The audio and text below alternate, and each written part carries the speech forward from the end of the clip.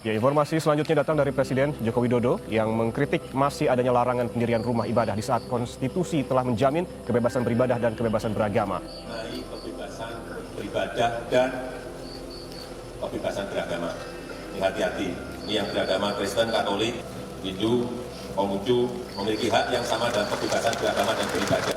Beragama dan beribadah itu dijamin oleh konstitusi kita, dijamin oleh Undang-Undang Dasar 1945. Dan sampai yang namanya konstitusi itu kalah oleh kesepakatan. Aturannya melalui peraturan bersama dua menteri, yaitu Menteri Agama dan Menteri Dalam Negeri. Ya. Begitulah saya menyampaikan hasil tindak lanjut inspeksi lapangan bangunan sarana ibadah dan kegiatan yang lainnya yang ada di belakang kita. Ini adalah sebagai dasar kita menindaklanjuti penutupan ya sementara sebelum keluarnya perizinan. Jadi saya harapkan pada gedung ini untuk mengurus perizinan terlebih dahulu. Ya. Oke, Bu Glora, ini ya, gitu kan dasarnya. Saya serahkan ke Satpol PP sebagai dasar untuk penutupan gedung di belakang ini. Jadi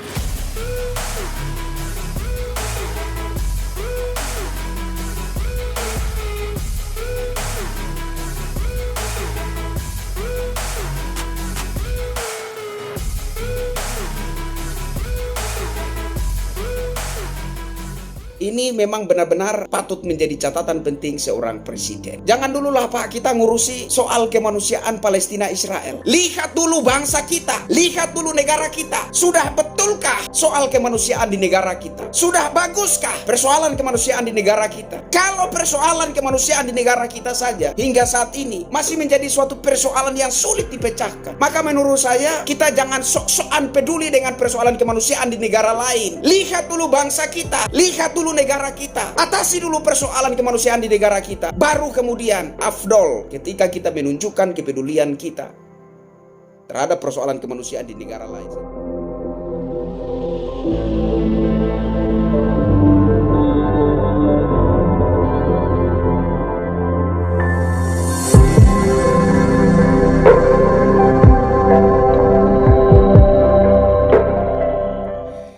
Halo Indonesia, saya Kristianto Yenoni, salam NKRI.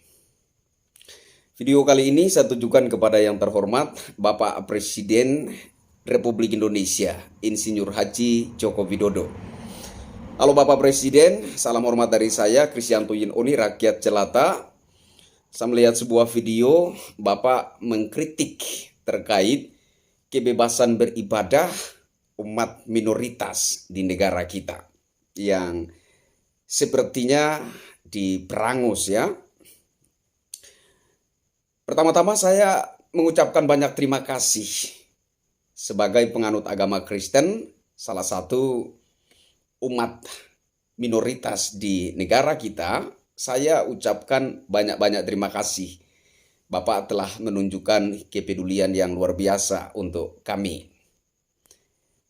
Yang kedua, menurut saya terkait kritik-mengkritik itu bukan wilayah Bapak. Mohon maaf Pak. Menurut saya yang tepat Bapak lakukan adalah mengeluarkan perpres untuk membatalkan SKB 2 Menteri terkait syarat pendirian rumah ibadah. Kalau undang-undang saja bisa dianggap batal oleh perpres, kenapa SKB 2 Menteri itu tidak bisa dibatalkan oleh perpres? Jadi saya bersyukur sekali, berterima kasih atas kepedulian Bapak, tetapi menurut saya yang lebih tepat untuk Bapak lakukan adalah mengeluarkan perpres untuk membatalkan SKB 2 Menteri tersebut. Karena menyangkut izin pendirian rumah ibadah, terkhususnya rumah ibadah umat minoritas di negara ini, orang bukan tidak mau mengurus izin, Pak. Saya pikir ini perlu digarisbawahi. Ini penting sekali, Pak. Orang bukan tidak mau mengurus izin pendirian rumah ibadah. Orang bukan tidak mau mengupayakan izin pendirian rumah ibadah. Yang sebenar-benarnya terjadi adalah sulit sekali umat pemeluk agama minoritas mendapatkan izin pendirian rumah ibadah. Saya rasa Bapak cukup mengerti situasi ini. Jadi umat pemeluk agama minoritas di negara kita bukan tidak mau mengupayakan izin, bukan tidak mau mengurus izin pendirian rumah ibadahnya, tapi sulit sekali. Dan seperti dihalang-halangi. Ini yang menurut saya perlu Bapak perhatikan, agar supaya Bapak tidak hanya mengkritik, tetapi ada satu langkah konkret, ada satu sikap yang tegas yang bisa Bapak lakukan sebagai presiden. Di mana dalam SKB 2 Menteri itu ada syarat yang menurut saya lucu sekali. Ada syarat bahwa terkait pendirian rumah ibadah itu harus disetujui oleh 90 orang anggota jemaat. Saya pikir syarat ini sengaja ditempatkan secara licik. Kenapa saya katakan seperti itu? Karena sudah pasti jemaat mendambakan ada izin pendirian rumah ibadah. Jadi tidak perlu ada persetujuan dari anggota jemaat. Sudah pasti jemaat menginginkan, mengharapkan, mendambakan adanya izin pendirian rumah ibadah. Tetapi karena ada syarat lain yang agak sensitif menurut saya, sehingga persetujuan dari 90 anggota jamaah itu sengaja ditempatkan di situ secara licik. Syarat berikutnya adalah harus ada persetujuan dari 60 orang warga setempat. Nah, inilah menurut saya syarat yang sensitif. Nah, bagaimana supaya syarat yang sensitif ini dianggap wajar? Maka harus ditempatkan yang tadi. Persetujuan dari 90 anggota jamaah. Bapak Presiden yang saya hormati, sampai kapan Republik ini akan bergumul dengan diskriminasi umat minoritas?